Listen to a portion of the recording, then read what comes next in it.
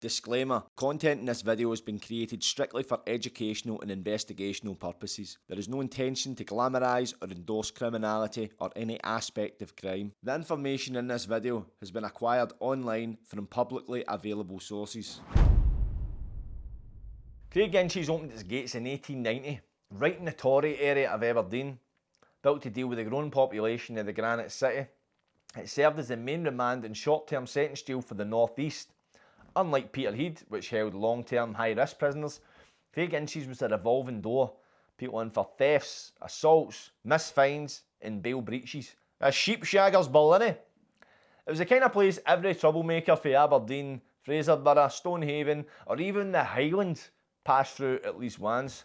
If you were lifted in the North East, chances are you ended up in Craiginches before you'd even sobered up. But make no mistake about it, it wasn't such a walk in the park. Craiginches had its own dark history. Overcrowding was chronic, the regime was rigid, and like Peterhead, the building itself was a Victorian relic. Inmates were locked up for long periods with limited activities, and mental health support was almost non-existent. You probably realise by now, right, that this is pretty much the theme of the Scottish prison system. But we continue. Early years, Craiginches became a symbol of short-termers. It wasn't just about rehab, it was about containing people. Even the screws said it was bursting at the seams.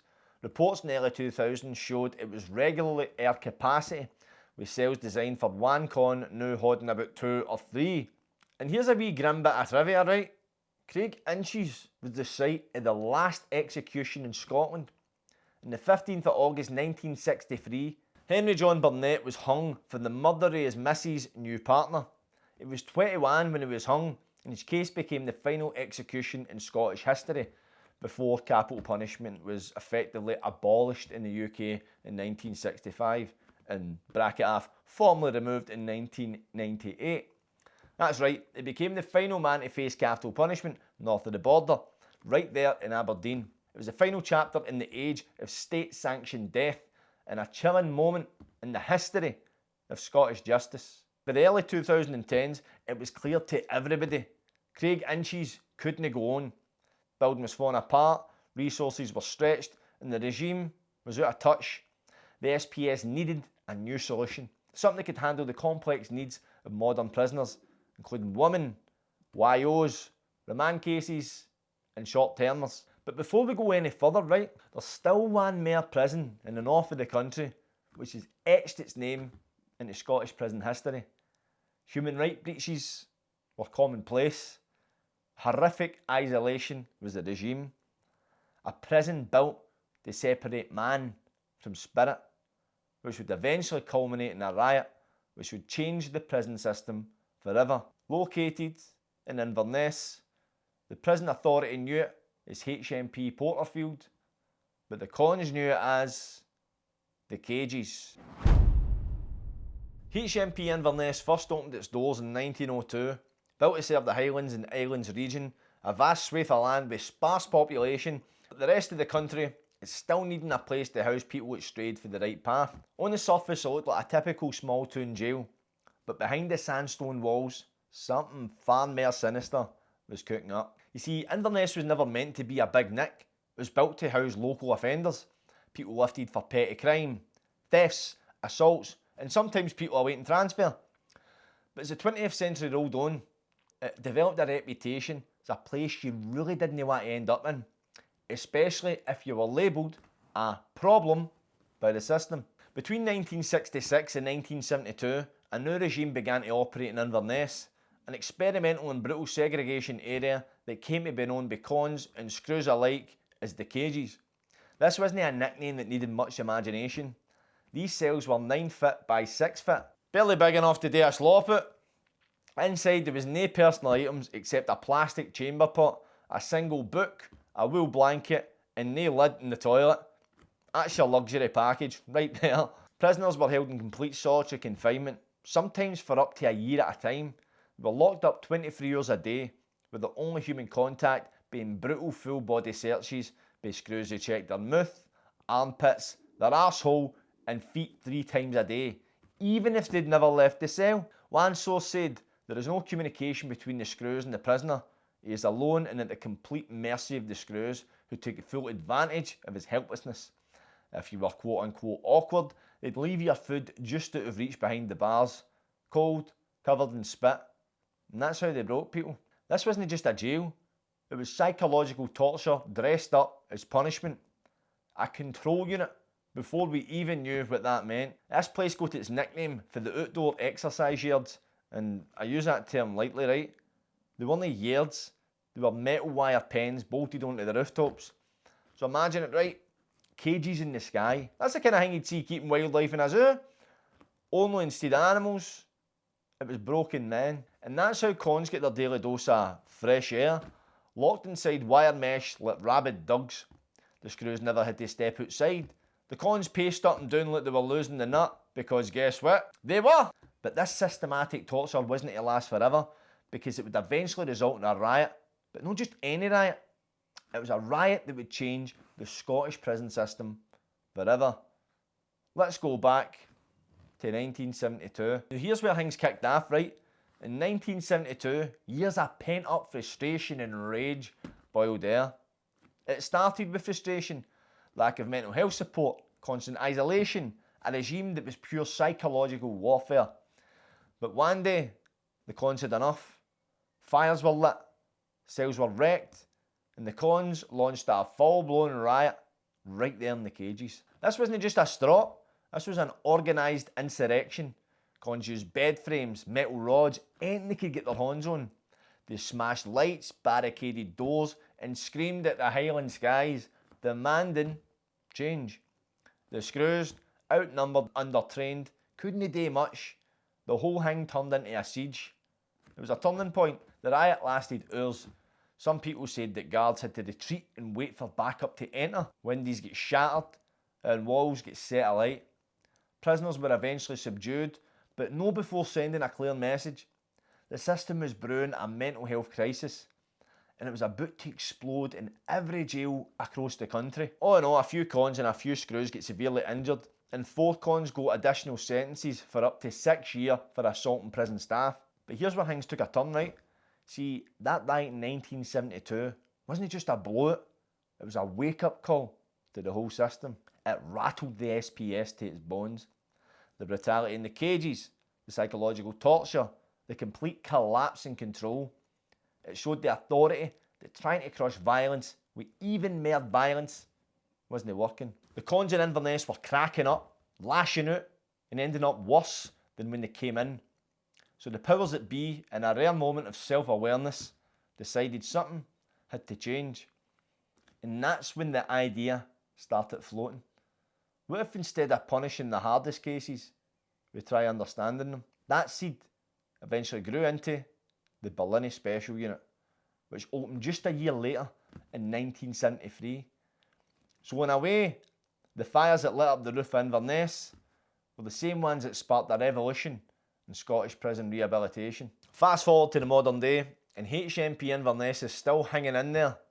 The place is ancient, it's over 120-year-old, and the 2022 full inspection report by the HM Inspectorate of Prisons made it clear.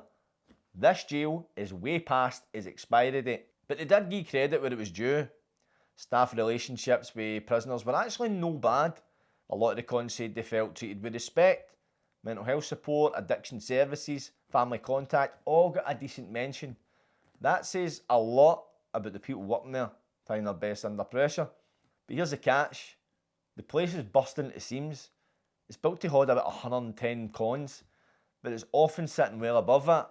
There's no space for expansion, no proper facilities for rehab, and no chance of running full-time education or work parties when you've got people double bunking in tiny Victorian cells. Inspectors said it straight. The prison estate is no fit for purpose. Are you beginning to see a pattern here? And to make things worse, a jail's supposed to hold all sorts. Men, women, remand prisoners, short-termers, long-termers. But you've only got the one spot with no way to separate them completely. That creates all sorts of tension, disruption, and limits proper rehabilitation. That's why the SPS has been pushing for HMP Highland, a new modern facility to replace Inverness entirely, a place with actual space, modern design, and the ability to run proper programmes for day one. It's been years in the making, But as it stands, HMP Highland is expected to open in 2026, and no before time. But before HMP Highland could be opened, the prison system desperately needed somewhere to warehouse all the sheep shaggers since the closure of Craiginches and Peterhead. They had an idea, right? And that consisted of better conditions, better programmes, and a better legacy. Idea being the dominant word here. The SPS planned to introduce a modern facility up north in 2014 that would serve the public in the prison system.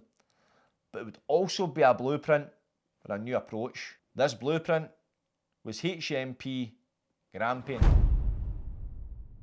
Plans for Grampian first hit the public domain in the late 2000s. The SPS formally announced their intention to build a replacement for both HMP Peterhead and HMP Aberdeen around 2009. The goal was to close two old deteriorating jails and replace them with one state-of-the-art facility that would serve the entire northeast. Construction kicked off in the site of the old Peterhead prison in 2012, and the brand new HMP and YOI Grampian officially opened its doors in March 2014. But what was different about Grampian? First off, it was billed as Scotland's first community-facing prison. That means it was designed to not just hold people, but to rehabilitate them properly and to keep them connected to their families and communities. It's not a mega jail, by the way. It was built to hold around 500 to 560 cons split across several units. You had Elan Hall, which was for adult prisoners. You had Banff Hall for the female prisoners. You had Cruden Hall for the young YOs. We'll come back to that one. And Aberlour Hall for community access and prep for release. And Dice Hall, which was the segregation wing. But unlike Peterhead, where people were locked in 23 hours a day with chemical crappers, Grampian boasts modern cells, ensuite toilets, training rooms, education spaces, healthcare wings, and a strong focus on through care, meaning help with housing, jobs, and addiction when cons get out. Staff get newer training.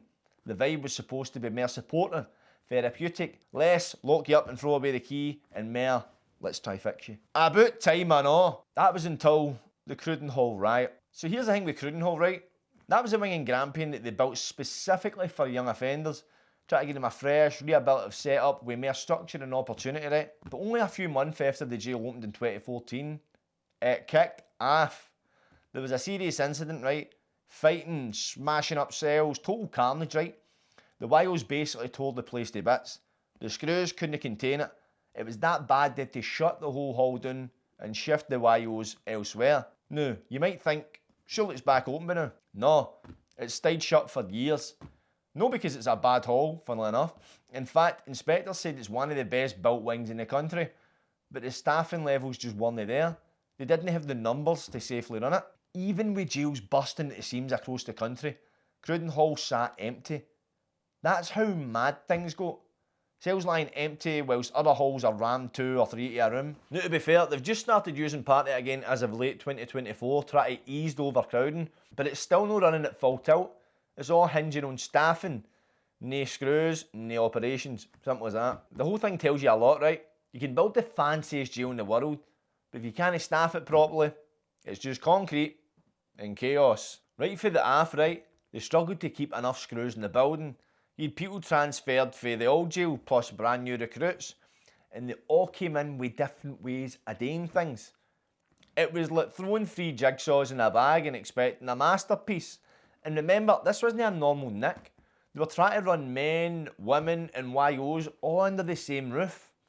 That's 3 very different populations with different needs, routines and problems.